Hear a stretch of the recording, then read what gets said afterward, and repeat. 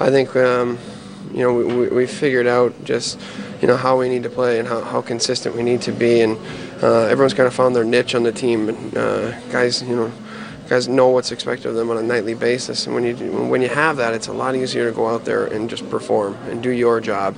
And when you have that, it just seems to, when one line's out there working hard and doing what they're supposed to do, the next line up wants to go out there and do the same thing, and it just, it's contagious. And especially with a lot of new faces in here, if we have certain guys that step up and lead the way from the start or saying the right things in the dressing room, then it's going to carry over onto the ice. I think it's that road mentality that you have to focus on, and what I mean by saying that is you have to just try and keep things as simple as possible. And I think we did a great job of trying to do that at home and not trying to put on a show, and just keeping our game simple and getting pucks to the net, driving to the net.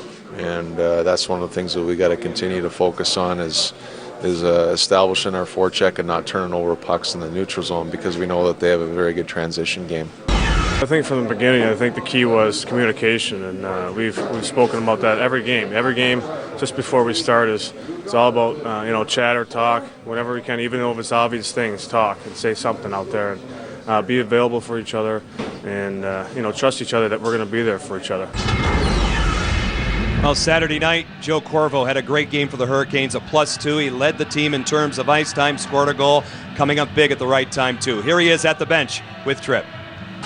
Thank you very much, John. Joe, going into Saturday's game against Tampa, the practice the day before, you guys really tried to tweak the power play, and it was arguably the game's #1 star. You scored a power play goal. What did you like most about the man advantage against Tampa? I liked our movement, the way we spread it out, and just getting pucks on the net. I think the more we move the puck, make them move, the better it is.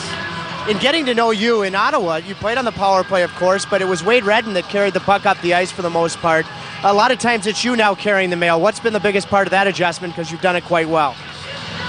Just repetitions, just trying to get used to it, just getting different looks and stuff like that. And I really shouldn't feel that uncomfortable doing. I mean, I've done it before, so it's not that hard.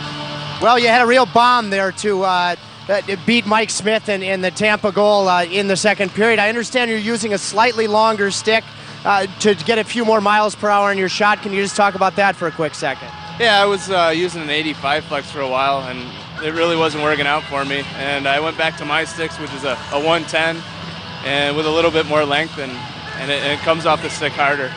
Well, Joe, you're right smack in the middle of this Southeast Division race now, so good luck in this one. Thanks a lot, Tripp.